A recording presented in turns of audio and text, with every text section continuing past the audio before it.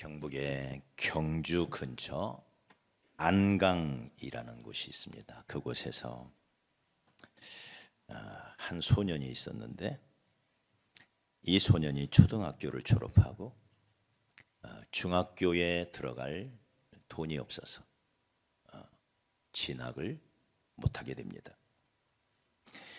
학비를 벌기 위하여 1년 동안 산에서 나무를 해서 적으나마 학비를 준비합니다. 그때 한 친구가 저 포항에 영일 중학교가 있는데 등록금이 없이도 가난한 학생들을 공부시킨다고 하는 이야기를 친구를 통해 듣게 됩니다. 단숨에 달려갔습니다. 교장 선생님이 물었습니다. 어디서 왔니? 안강에서 왔습니다. 어떻게 왔니? 달려서 왔습니다. 계속 그렇게 학교 다닐 수 있겠니? 네. 합격만 시켜주시면 제가 다니겠습니다. 그러자 교장 선생님이 말려요. 얘야, 너무 멀어. 너무 머니 포기해라. 그런데 이 소년은 할 수 있다고 끝까지 우기고 애원을 해서 드디어 입학을 하게 됩니다. 그 후 매일 오전 4시에 책보따리를 짊어지고는 달려가며 힘들면 걸어가며 그렇게 학교를 통학을 하기 시작합니다. 영일중학교 3년 동안 14km를 산 넘고 물 건너 3시간을 달려서 갔다가 또 3시간이 걸려서 집으로 와요.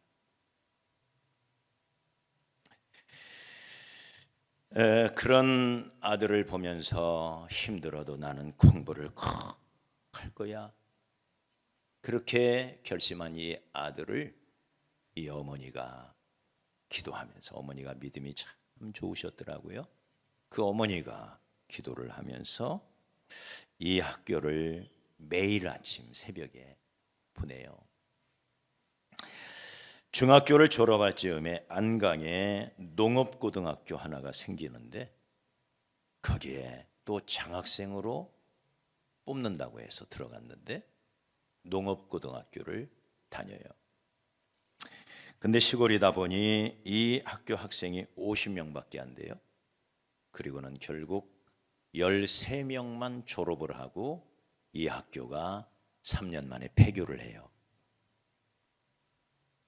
그러니까 이 소년을 위한 학교였던 셈이죠. 그렇게 겨우 농고를 졸업하고 대학을 가고 싶은데 갈 길이 없는 거예요.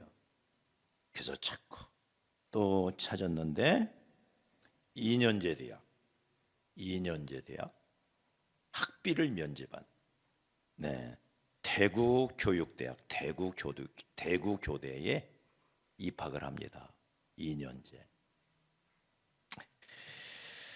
생활비를 벌기 위하여 부잣집에 들어가서 거기서 얻어먹으면서 그 집 자녀 3명을 차례로 가르치면 12시가 되었고, 그러면 밤 12시부터 본인의 공부를 했다고 합니다. 이렇게 대구교대를 졸업하고는 초등학교 교사가 됩니다. 그래서 10년 동안 교사로 근무를 해요. 그런데 그의 꿈이 멈추지 않았어요. 나는 꼭 4년제 대학을 가고 싶다. 그래서 교사로 근무하면서 대구대학교 사회복지학과 야간부에 입학을 해서 계속 공부를 합니다. 나이가 차서 결혼을 했지만 살 집을 구하실 수가 없어요. 그래서 13평 주공 아파트에 사는 이모집 한 칸을 빌려가지고 13평 아파트에 한 칸, 13평 아파트가 아니에요. 그 집 한 칸을 빌려서 신혼방을 차립니다. 그런데 꿈만은 접지 않았습니다. 10년 만에 교사를 그만두고 경북대학교 교육대학원 체육학과에 입학을 합니다. 그런데 사실은 체육을 하고 싶어서가 아니라 어려서부터 꿈이었던 의학을 공부하고 싶어서. 그래서 체육에는 관심이 없고, 그리고는 경북 의대로 가가지고는 청강생으로 등록금도 안 내고 공부를 하기 시작합니다. 그런데 이 의대 교수들이 그에게 온갖 수모를 줍니다. 중간고사 때는 시험지도 안 줘요. 근데 겨우 졸라서 겨우 얻어낸 시험지에 의대생보다 더 훌륭한 답을 써서 교수를 놀래게 합니다. 그렇게 무려 10년 동안을 졸업장도 못 받고, 받을 수가 없죠. 받을 수가, 의대생이 아니니까 10년 동안 의학 수업을 합니다. 귀동냥으로.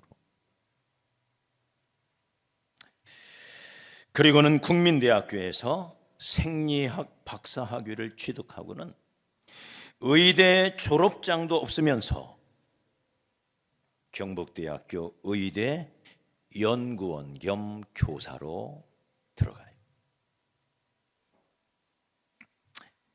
의대 졸업장도 없는 자가 의대 교수가 되다니, 이 놀라운 일이죠. 드디어 꿈을 이룬 것입니다. 꿈을. 여러분, 결코 꿈을 포기하지 마십시오. 꿈이 사람을 만듭니다.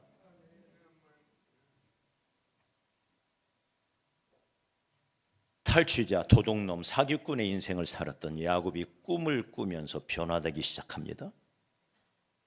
꿈이 사람을 변화시킵니다.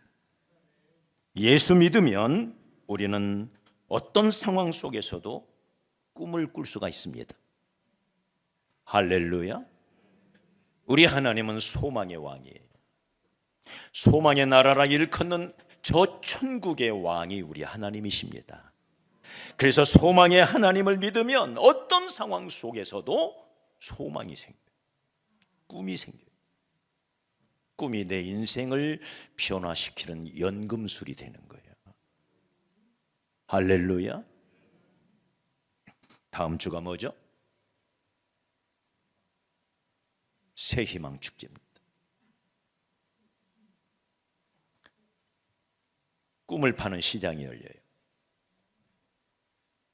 여러분 초대하시기 바랍니다. 꿈이 있는 사람은 여기서 끝나지 않습니다. 그러다가 이 젊은 이 교수가 강원도에서 의학 세미나가 있어서, 그것도 다른 교수가 참여하기로 되어 있었는데 대신 그 세미나에 참석을 합니다. 세미나를 마치고 서울로 돌아와 대구로 내려가야 되니까 경춘선 열차를 타고 서울로 돌아오는데 옆자리에 앉아있는 신사분에게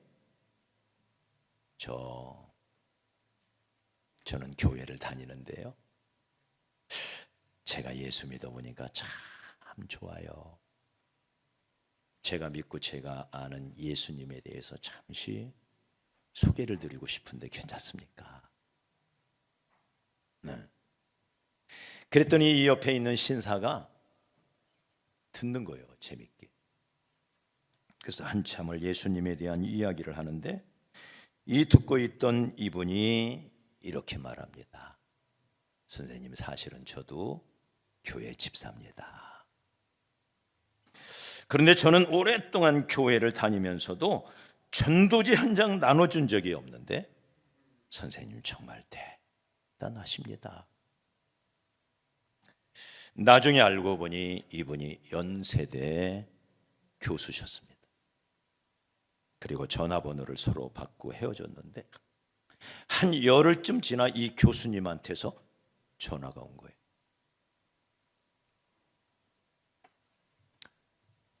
박사님, 연세대학에서 교수 공개 채용을 하고 있으니 한번 이력서를 내보십시오. 연세대 의대에는 바로 당신과 같은 박사가 필요합니다. 네? 아니, 제가요?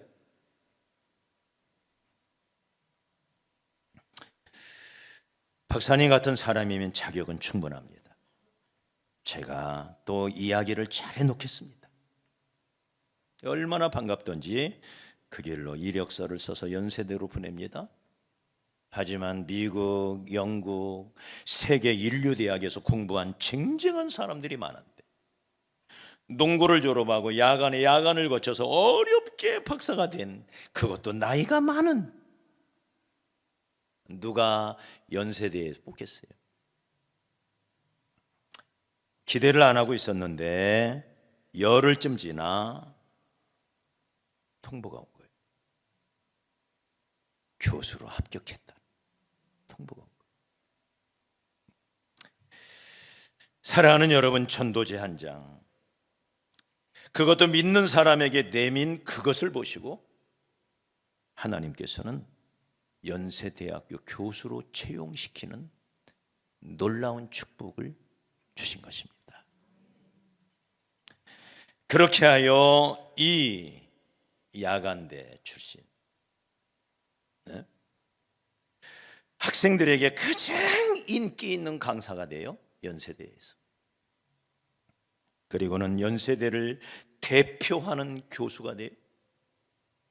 그리고는 신바람 강의로 전국적으로 유명한 스타 강사가 돼요.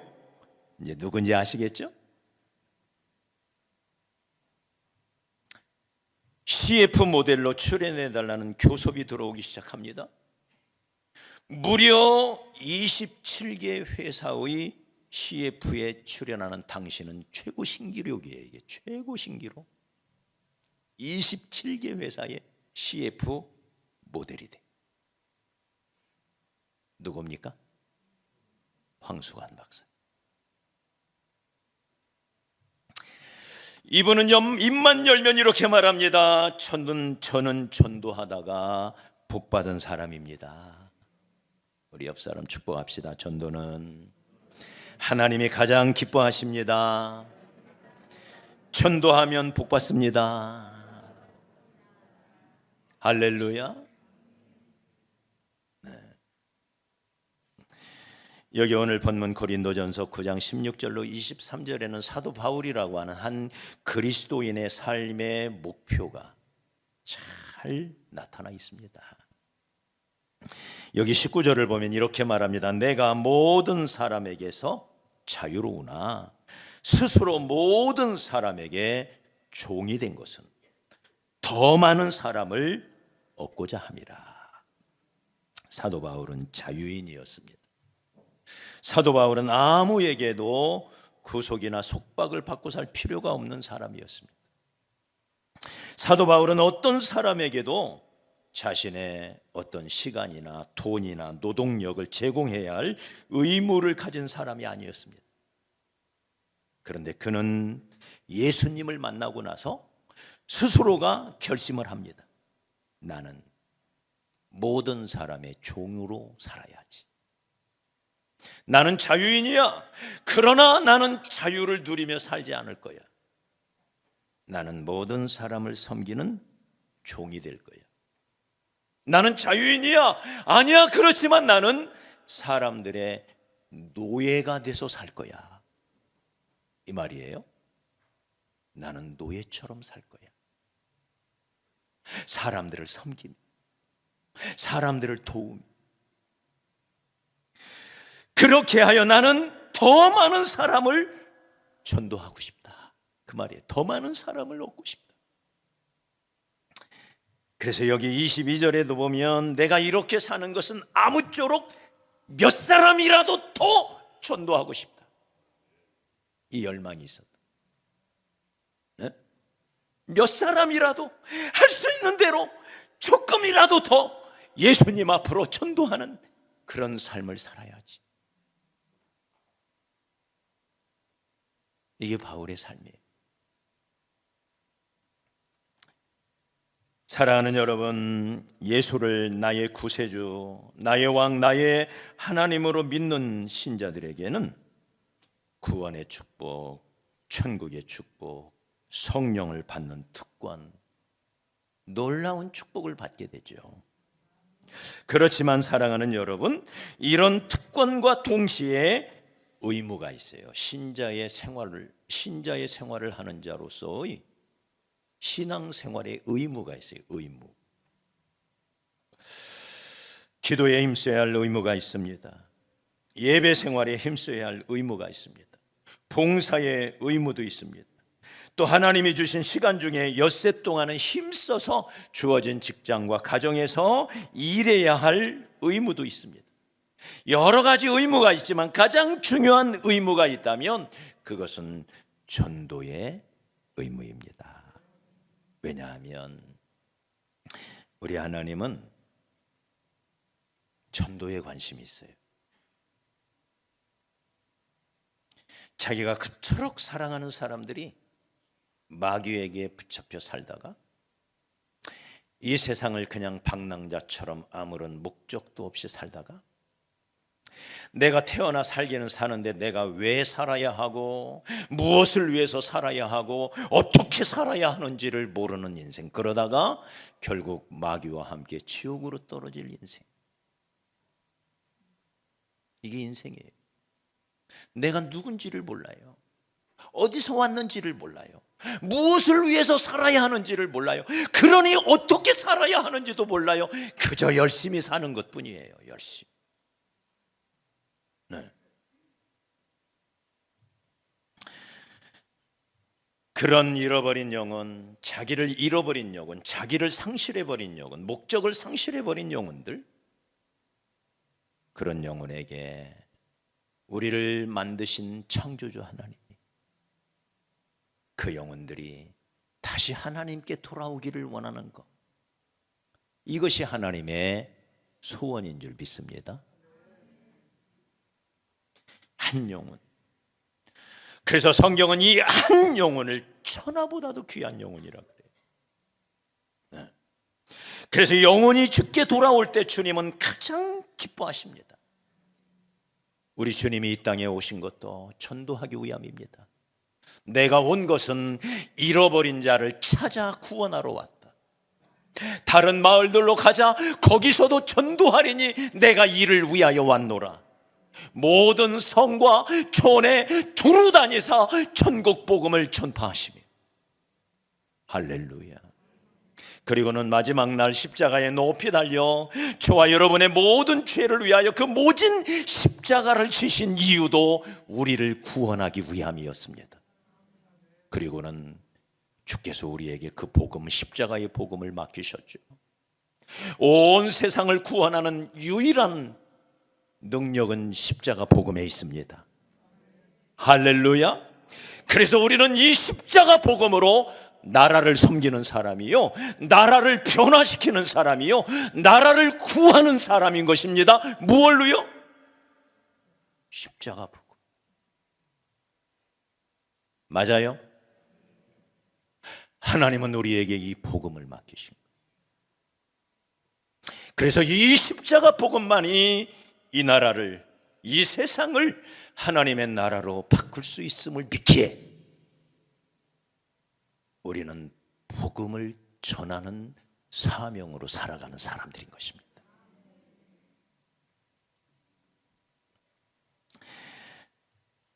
(33년) 동안 우리를 섬기시고 가르치시다가 십자가에서 죽으시고 부활하신 것, 죄인을 구원하시기 위함이었고, 그리고 주님은 천국에 올라가시면서 그 십자가의 복음을, 그 소중한, 그 존귀한, 그 거룩한 복음을 구원받은 저와 여러분에게 송두리째 맡겨버렸습니다.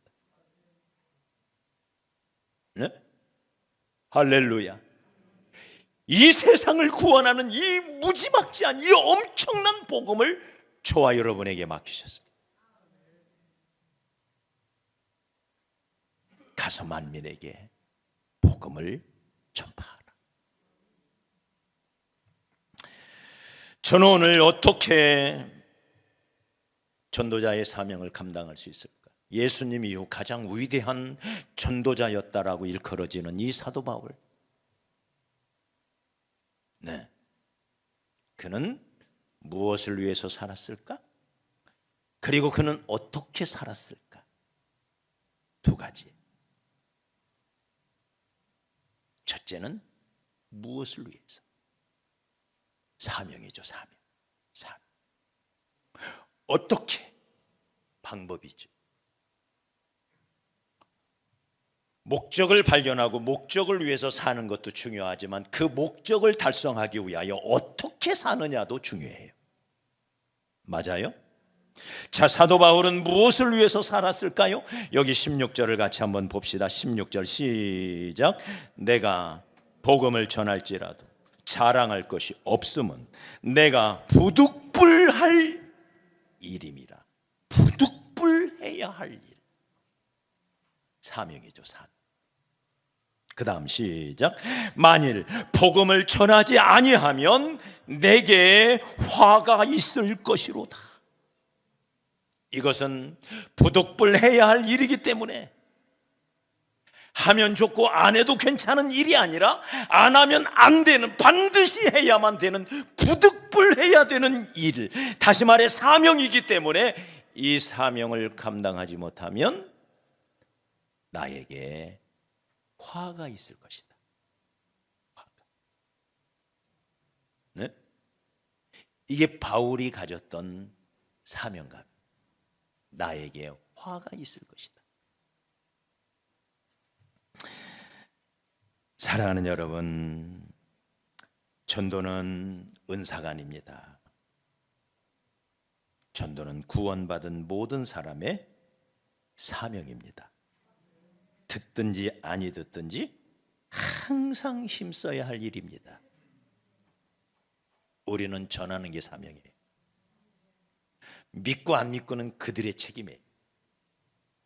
그래서 우리는 힘써서 입을 열어 예수가 그리스도가 되심을, 예수가 구원자 메시아가 되심을 선포해야 됩니다. 이게 사명이에요. 만약에 이 사명을 감당하지 못할 것 같으면 내게 화가 있을 것입니다. 불타는 사명의식이죠. 예레미야도 이렇게 고백합니다. 20장 8절로 9절에 내가 말할 때마다 외치며 파멸과 멸망을 선포하므로 여호와의 말씀으로 말미암아 내가 종일토록 치욕과 모욕거리가 됨이니 내가 다시는 여호와를 선포하지 아니하며 그의 이름으로 말하지 아니하리라 할 것 같으면 내 심정이 불붙는 것 같아서 답답하여 견딜 수 없나이다. 전도하다가 너무 많은 핍박을 받은 거예요. 많은 사람의 수욕거리가 됩니다. 그래서 나 이제 전도 안 할 거야. 잘났어. 니놈들 그렇게 살다가 망하든지 말든지 그렇게 생각할 것 같으면 가슴이 막 불이 타는 거예요. 네? 내 심정이 불붙는 것 같아서 답답하여 견딜 수가 없습니다. 그래서 가서 또 눈물을 흘리며 외치는 거예요. 회개하시오. 죽기로 돌아오시오. 듣든지 아니 듣든지. 에스겔도 마찬가지입니다. 3장 17절로 19절에 보면 여호와 하나님께서 에스겔 선지자에게 이렇게 말씀하십니다. 인자야, 내가 너를 이스라엘 족속의 파수꾼으로 세웠으니 너는 내 입의 말을 듣고 나를 대신하여 그들을 깨우치라. 가령 내가 악인에게 말하기를 너는 꼭 죽으리라 할 때에 네가 깨우치지 아니하거나 많은 악인에게 일러서 그 악한 길을 떠나 생명을 구원케 하지 아니하면 그 악인은 그 죄악 중에서 죽으려니와 내가 그 핏값을 네 손에서 찾을 것이고 네가 악인을 깨우치되 그가 그 악한 마음과 악한 행위에서 돌이키지 아니하면 그는 그 죄악 중에서 죽으려니와 너는 네 생명을 보존하리라. 네? 내가 전도를 안 해서 그 영혼이 지옥에 가면 그 핏값을 너에게서 찾겠다. 무서운 말씀이죠. 내 옆사람, 내 가족, 내 이웃, 내가 알고 있는 친구들, 내 직장의 동료, 내가 전했는데도 불구하고 그들이 거부한 것은 그들의 책임이에요.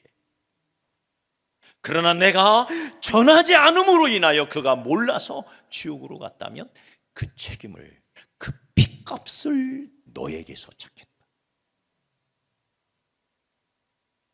할렐루야. 이렇게 무섭습니다. 책임이에요, 책임. 사명. 바울은 말하죠. 내가 복음을 전하지 아니할 것 같으면 내게 화가 있을 것입니다. 물에 빠져 죽어가는 사람들이 있어요. 내가 얼마든지 건져낼 수가 있어요. 그런데 나도 몰라. 입 딱 감고 눈 딱 감고 그들을 건져내지 않았어요. 그러면 하나님이 살인 방조죄로 왜 안 건져내? 네가 얼마든지 할 수 있었는데 왜 내버려 뒀냐?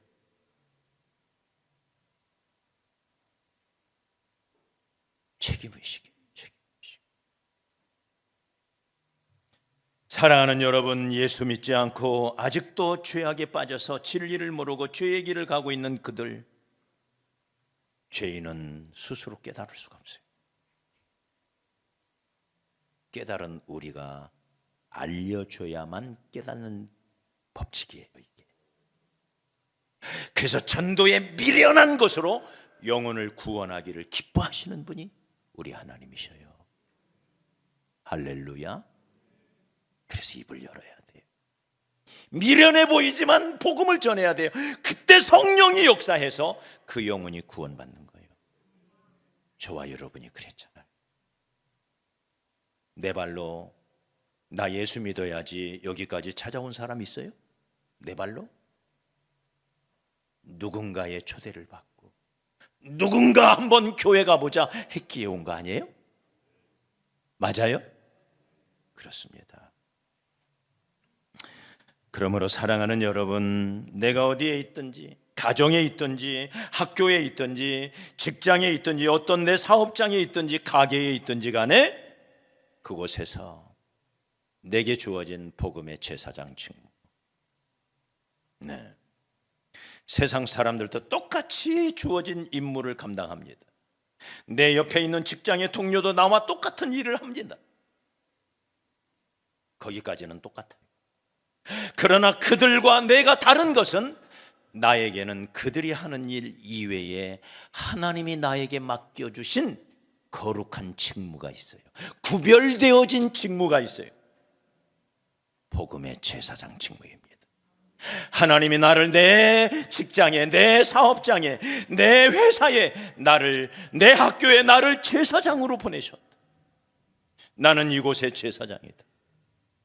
할렐루야. 그저 경제활동을 하기 위하여 거기에 있는 게 아니에요. 경제활동도 중요하지만 만약에 그걸로 끝날 것 같으면 예수 믿거나 안 믿거나 똑같아요.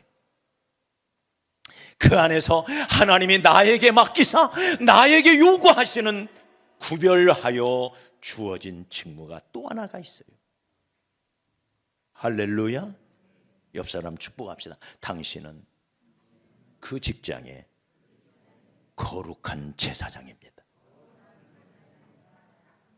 이게 우리의 사명입니다.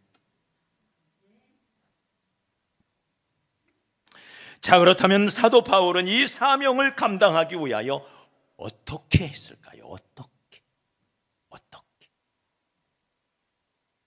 19절을 다시 한번 봐요. 최고의 전도자였던 바울에게서 배우는 교훈입니다. 자, 19절 시작. 내가 모든 사람에게서 자유로우나 스스로 모든 사람에게 종이 된 것은 더 많은 사람을 얻고자 함이라. 무슨 말일까요? 섬겼다는 이야기죠. 어떻게 해요? 눈높이에 맞춰서 유대인에게는 유대인처럼, 이방인에게는 이방인처럼, 율법 있는 자에게는 율법 있는 자처럼, 율법 없는 자에게는 율법 없는 자처럼, 자유인에게는 자유인처럼, 종에게는 종처럼 약한 자에게는 심지어 여기 22절에 보면 약한 자들에게는 내가 약한 자가 되어서 철저히 눈높이를 맞춰줬다는 거예요. 눈높이. 이것을 우리는 섬김이라 이렇게 말하는 거예요. 섬기는 거예요. 네. 그래서 사랑하는 여러분, 전도의 3단계가 있어요. 첫째는 전도를 잘하려면 첫째는 찾아야 합니다. 찾아야. 예수님도 우리를 전도하기 위하여 찾아오셨어요. 할렐루야. 아담이 범죄하여 하나님 곁을 떠났을 때 아담아 아담아 어디 있느냐 찾아오신 분이 누구요? 하나님이에요. 죄인은 찾아오지 않아요. 죄인은 오히려 숨어요. 숨어있는 죄인을 찾아오신 분 하나님이셔요. 최초의 전도자예요. 그래서 하나님이 네? 찾아가야 돼요. 고기를 잡으려면 강으로 가야지. 영혼을 찾아야 됩니다. 가정에서도 직장에서도 학교에서도 어디서든지 내가 전도할 사람이 누굴까 관심을 갖고 찾아야 된다 그 말이에요. 관심을. 할렐루야. 그래서 우리 예수님도 눈을 들어 밭을 보라. 밭을 보라. 세상만 쳐다보고 있지 말고 세상 일에만 빠져 있지 말고 눈을 들어서 사람들을 보라. 그러면 사람이 아니라 그들이 영혼으로 보일 것이다. 그것도 추수를 기다리는 영혼으로 보일 것이다. 휘어져 추수할 때가 되었도다. 할렐루야. 찾으라 이 말이에요. 너희는 가서 그렇게 말씀하시잖아요. 너희는 가서. 지상 사명을 감당하는 첫 번째 단추가 가는 거예요. 너희는 가서 영혼에게 가라. 영혼에게 관심을 갖고 그들에게 우리의 마음을 열어보라는 거예요. 그래서 여러분, 누가 교회 갈 만한 사람인가, 누가 예수 믿을 만한 사람인가, 주변에 만나는 사람들을 끊임없이 하나님의 눈으로, 예수님의 눈으로 바라보면서 찾으시기 바랍니다. 예수님도 자꾸 찾아서 여기까지 오셨어요. 나는 잃어버린 자를 찾아, 한 마리 잃은 양을 찾아서 길을 나선 목자처럼 찾는 거예요. 할렐루야. 찾는 것, 여기서부터 시작이 돼요. 찾아보십시오. 눈을 들어 밭을 보면 거기에 낫을 기다리는 휘어져 추수하게 된 영혼들이 보일 거예요. 주님은 이렇게 말씀하세요. 추수할 것은 많되 일꾼은 적다. 우리가 눈을 들어 보면 추수할 영혼들이 많은 것을 발견하게 된다 이 말이에요. 할렐루야. 봐야 돼. 눈을 들어서 세상을 향하던 눈이 하나님의 눈으로, 영혼을 바라보는 눈으로 변화가 되시기를 주의 이름으로 축복합니다. 두 번째는 섬겨야 돼. 사랑으로 섬겨야 돼. 처음부터 복음을 내미는 것은 안 좋아요. 처음에는 사랑을 내밀어야 돼. 저들은 영이 아니라 아직 육입니다. 그래서 영적인 말을 못 알아듣습니다. 오히려 그 말을 들으면 도망가요. 그래서 예수님께서도 돼지에게는 진주를 던지지 말고 돼지에게는 뭐를 던져라? 삶은 콩을 던져야 돼. 삶은 콩. 네, 삶은 콩 복음이에요. 그래서 예수님도 먼저 떡을 만들어 섬기시고 병자를 고치시고 그래야 마음 문이 열려요. 그때 거기에 진주 복음을 심어야 하는 것입니다. 할렐루야. 그래서 복음을 주면 싫어해도 빵을 주면 좋아한다. 시작. 복음이 얼마나 귀한 거예요. 진주가 얼마나 귀합니까? 못 알아보는 거예요. 문제는 눈높이에 맞추라는 거예요. 눈높이. 그래서 예수님께서 우리를 구원하시기 위하여 철저히 눈높이에 맞춰서 인간의 몸을 입고 이 땅에 오셔서 우리와 똑같은 것을 먹고 똑같은 것을 즐기면서 죄인들과 똑같이 다니시면서 먹기를 탐하고 포도주를 즐기는 자라 비판을 받을 정도로 그들과 함께 있습니다. 이게 섬기는 것입니다.